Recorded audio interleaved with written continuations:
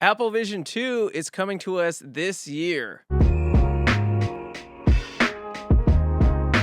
Welcome to the All Future Podcast. I am one of your hosts, Ryan Shaw. This is Andrew over here joining us in the studio. Hello. Welcome, Andrew. Today we're talking about a very unpopular device, I guess, but a very niche popular device, the Apple Vision Pro. I don't think anyone who's used it would deny the fact that it's a very incredible device. It's just very expensive and still has kind of limited use cases for the average consumer. But as you mentioned in the intro there, it looks like the Apple Vision 2, the second version of this, is possibly coming this year. There's multiple articles this week talking about how we might be getting it sooner than we think, and these reports are coming out of China saying that it could be the cheaper version or the more expensive version, but this info is coming via suppliers. Yeah, so we were rumored to have two versions of this device coming out because I think Apple figured out that this was too expensive for most people. There was a lot of backlash about the price. And there was the fact that it didn't really do a lot. You could do spatial computing with it. You could do watching movies. You can't really do a lot of gaming with it still. The Quest really beats it in its gaming library. And so we've already had announced for months now an Apple Vision 2. Sorry, not announced, but rumored an Apple Vision 2 coming. And it's already in production, apparently. Yeah, so the main rumors we had heard were something like an 18-month timeline from a few months back, and that it would be upgraded basically the same device, but with like the M5 chip instead of, I think it has M2. And so it would give us extra AI features or whatever, which they didn't really seem to consider when they made the initial version of this, although it does now have some of the Apple Vision or Apple Intelligence features on it with the M2. But it seems like that's the main upgrade, and maybe they'll make other small upgrades as needed. But it seems like this second generation version is expected to basically be the same thing. So this is coming from suppliers saying that they're actually already extensively making this, or exclusively making the glass for the Vision Pro 2. This is this one company over in China, and they're providing some of the exterior components, and apparently it's already in production. But as far as a timeline here, things are very much up in the air, because this could mean that production is happening soon because they're already getting the pieces. But the Apple Vision has been an interesting one where Apple has been kind of slow on it, and we know they actually slowed production. So some people even speculate they have enough inventory already to make it through this whole year. And if that's the case, they'll just wait to release the next version. Yeah, I don't really see a reason right now to release or announce the next version unless this year's WWDC really shows us an Apple Intelligence that's going to work and a road to making it work like Apple says it's going to. And then maybe, and I know I said it's coming in 2025, but maybe we'll get a release at the end of 2025 or an announcement. And it's looking like it could be, as far as they're saying, middle of the year 2026. Yeah. So middle of the year 2026 would be the latest timeline, I think. And it looks like Apple may actually be, I guess their more urgent goal, according to Mark Gurman, is to get a cheaper headset out. So I think this display, if the rumors are correct, would be for the second generation Pro version of this thing.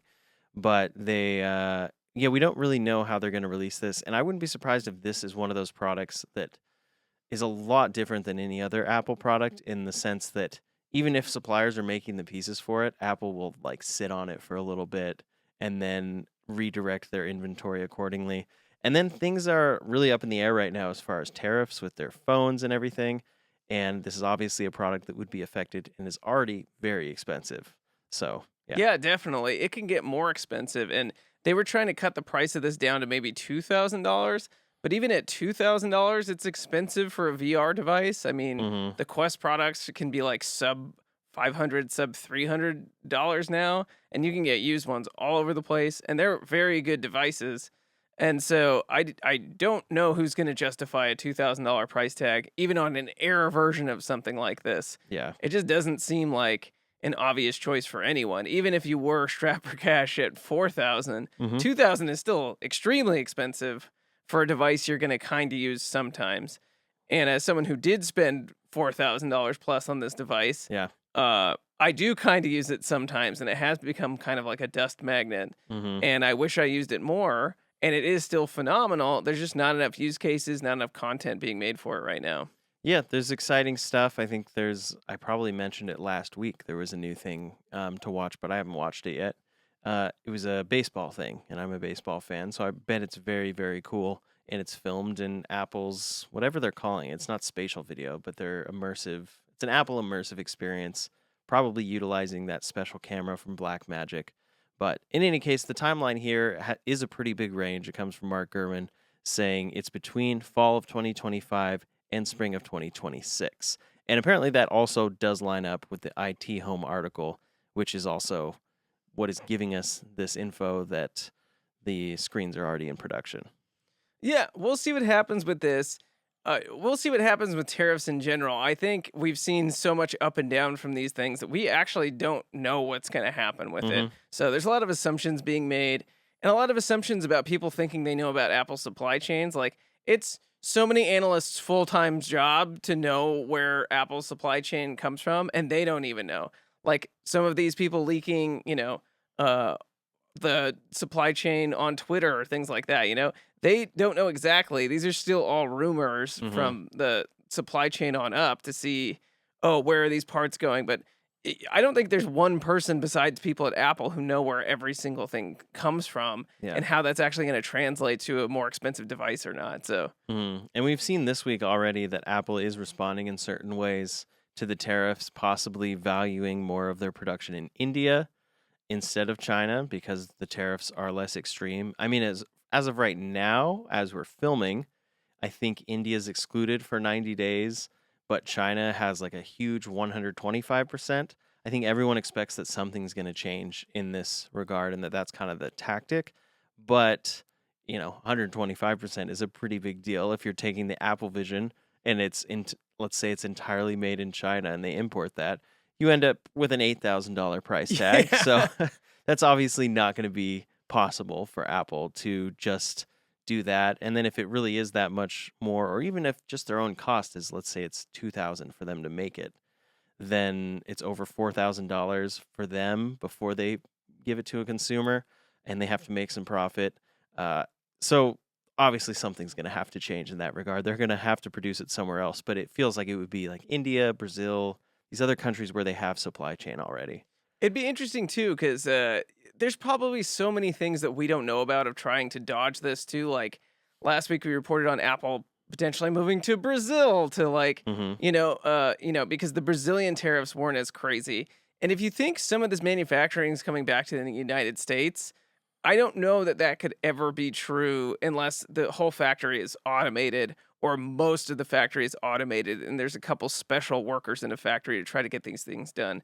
Those things are already exist in China. There's a lot of automation in these factories, but there's no way we can ever come near what a Chinese laborer would make to bring that job back to the United States. So Hmm. it is just going to another country, possibly with less of a trade deficit or something like that. But it's not going to be manufactured in the United States. And if it is, it's not going to create as many jobs as we're maybe promising in the middle of this. Yeah, or like something would have to change, it seems like. So there'd have to be some sort of other incentive for these companies to come in. But I think even today they were talking about having certain exclusions for certain American companies. So this whole situation is in a ton of flux. But regardless, Apple will figure out how to navigate it, and they're working on their next big products. So the Apple Vision 2, I think most people are more excited about whatever a cheaper Apple Vision is.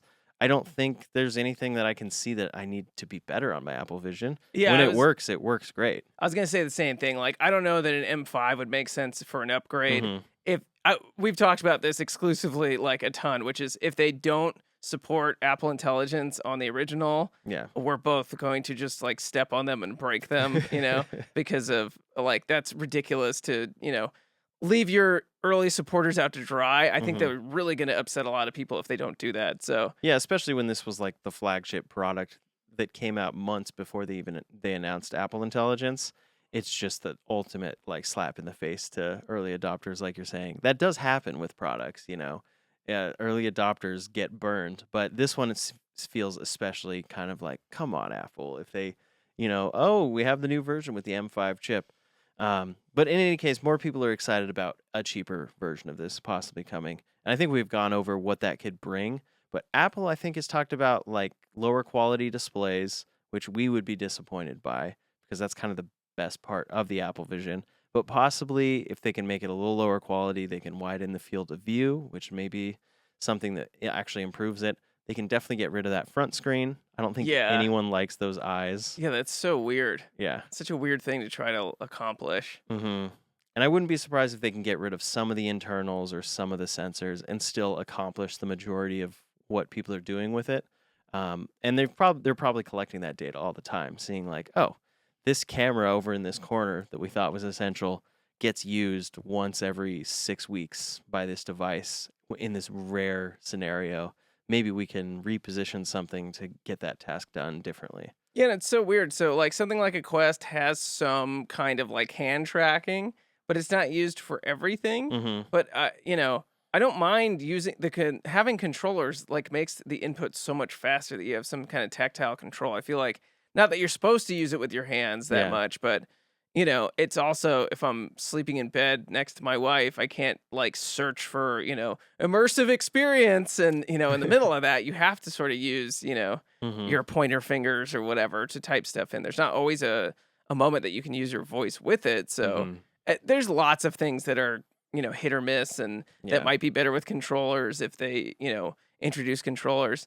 Really, though, the thing that matters more than anything is just those 4K screens. That's the thing that makes this thing the best VR device out there. Yeah, absolutely. It's one of my favorite ways to watch a movie if it just wasn't strapped onto my face. That's obviously what the product is. But that's its biggest flaw, I think, is that it has to be strapped onto your face and that it is very isolating. Like even if I'm by myself watching a film and zoning in and then my like cat sits next to me, I'm kind of like, oh man, I want to like actually experience that my life is existing with a cat next to me and not like through cameras. Because the Yeah. pass through is really good, but it's like I'm not actually looking at my cat, you know? I think the ultimate version of this sort of thing is just the sphere. You know what I mean? Yeah. It's not, and then sphere-like things. There's been more things coming out like the sphere. There's like I think it's Hollywood Park in Los Angeles has like a bar now that has a sphere type layout where you can go watch like a football game or something like Oh, that yeah. and make it feel like you're on the 50-yard line or really up close in the middle of those things. And so that I think is like going to be the experience that VR wants to be but can't be Yeah. because it's so like you have to have this thing strapped on your face. It is the full immersive experience to the nth degree in every direction, but it's just still a screen in front of your face and not something you have to wear.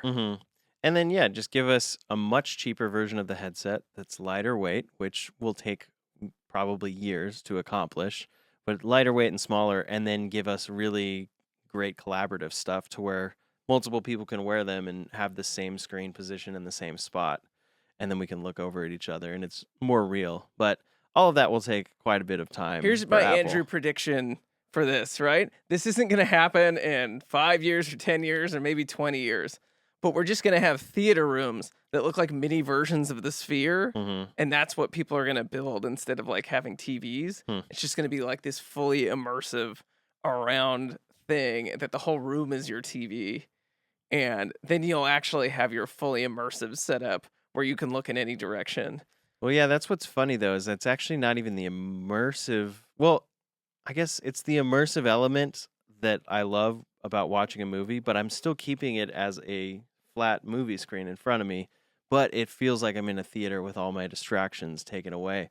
So it's really just trying to create a regular movie theater. Yeah, for maybe. me at least. It's not that different from a movie theater. A movie Yeah. theater isn't like that far off, but it is and you can't create the closeness that you have with VR from something like the Sphere. You can't make something feel like it's right next to your face. Yeah. Which is the best for something like horror games or those sorts of things. But yeah, definitely check those out in the future. You're gonna have little Sphere rooms. Okay. Or like a little theater that's like personalized, like karaoke booths, like Asian karaoke booths. You're going to have that instead of like movie theaters. All right. Personalized Sphere places. If you've been watching this podcast, you would know Andrew does do pretty well on his predictions. I'm a little skeptical on this particular prediction. 20 years. 20 years. years? All right.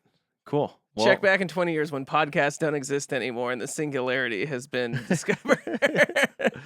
Well, moving on to Apple products that the majority of people buy, we have the iPhone 17, and we've heard this week that the iPhone 17 Pro's rear camera bar is going to be the same color as the rest of the device.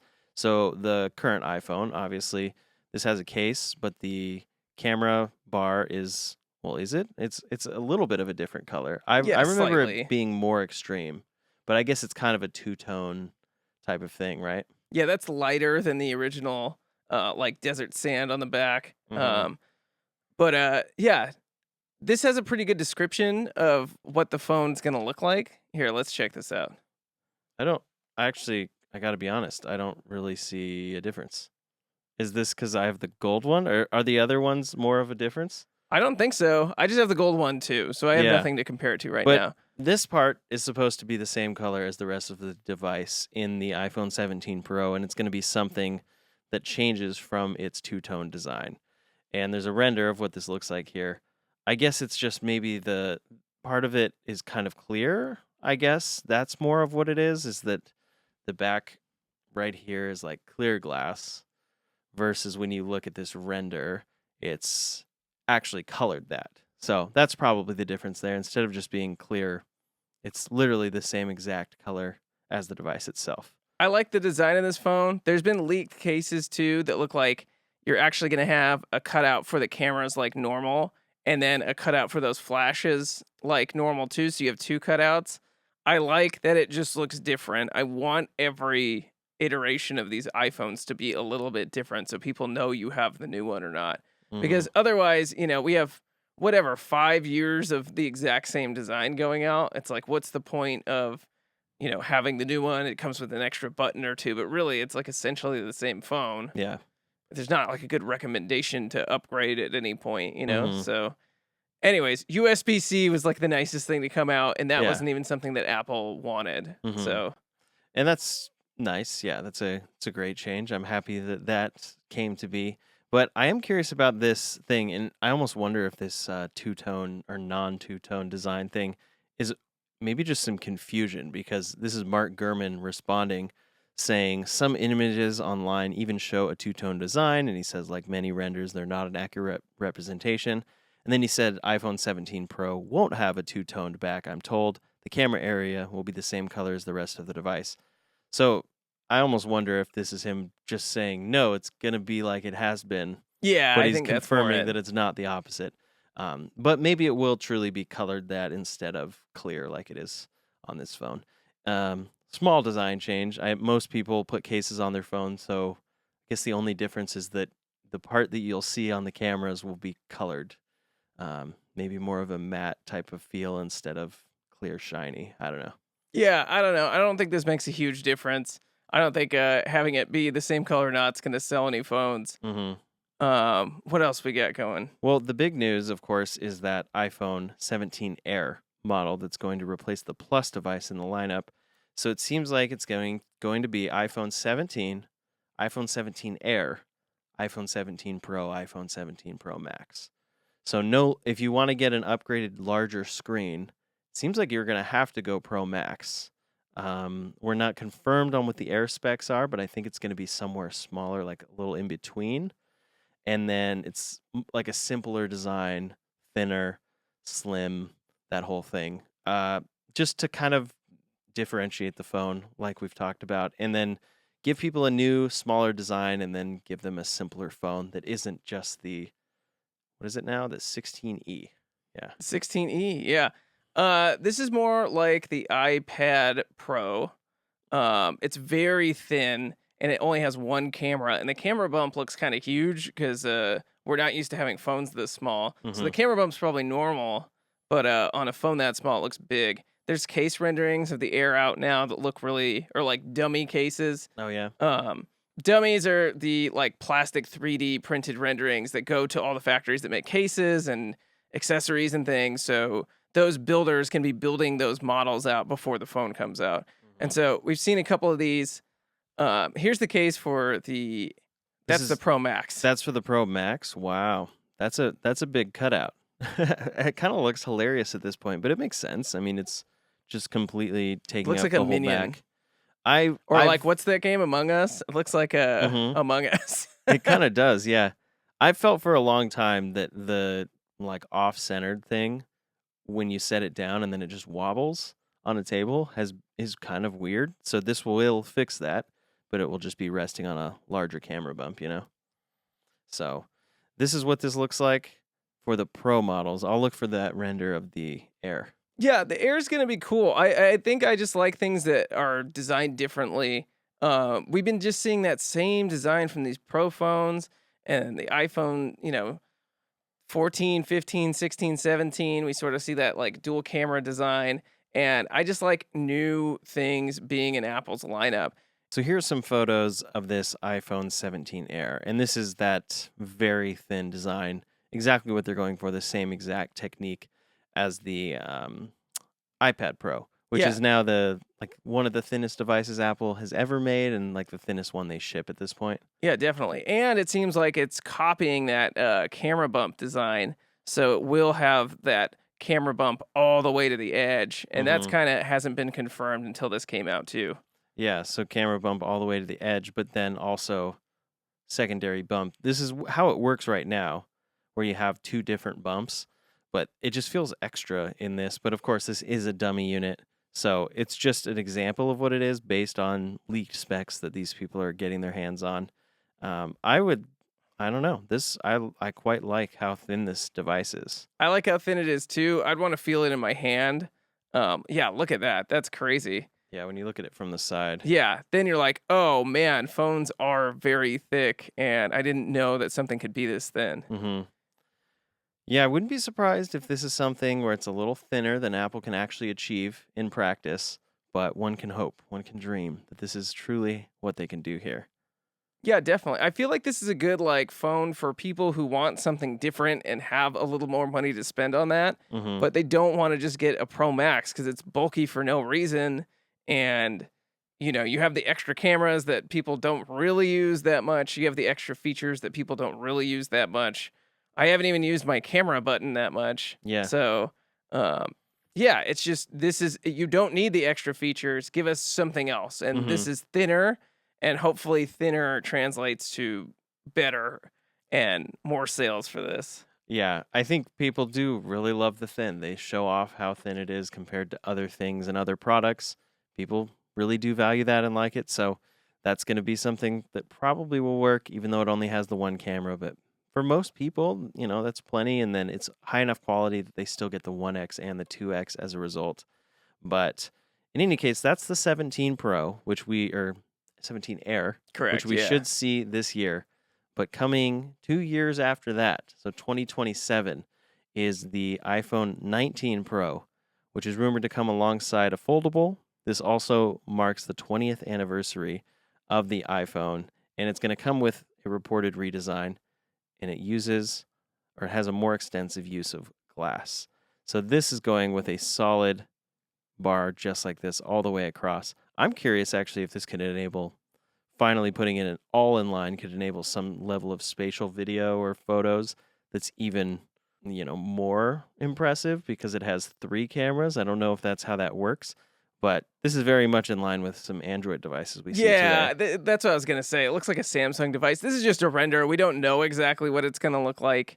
I don't necessarily like this. I don't mind it. It's not the end of the world. It looks very sleek and nice, but when you're talking about a full redesign, like you want people to know this thing is a different phone, hmm this doesn't say that to me.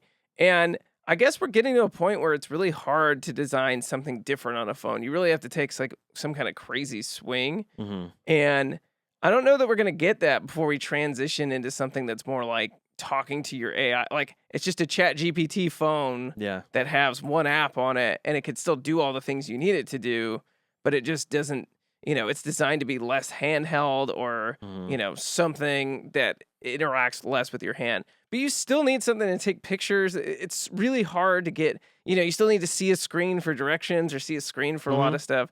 we talked about this a lot when they were trying to get the AI pins and the Yeah. Rabbit R1. It's like, we're not really going to see something different by then. And this is 2 years in the future where we don't know how much AI is going to progress or get Mhm. better.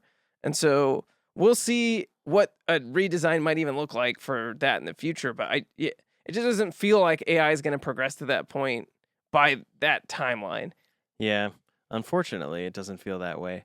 One thing I will say about this phone design is if it's true, I really like if the cameras are flat with the single bump. Like I was talking Ah, about, you have the double bump and this phone that I'm holding right here has the double bump. You have a bump here and then you have the lens bump. Maybe that of course this is probably enabling how good these cameras are. But if they can get that done with maybe increasing just the first bump a little bit and then decreasing the other one. I really like it being just one solid piece as opposed to these three different cameras. And it feels like it's like less less that you have to damage or less potential to damage and more things like that. So we'll see if this render comes to be and if it's really just one of those Apple copying Android things and Apple fans freak out that this feature is finally here. They release this amazing feature and Android people go, "What? Like yeah, we've we've had had this this for the whole years." time. Yeah, we've had this on the Google Pixel. What are you talking about? This has been available for years.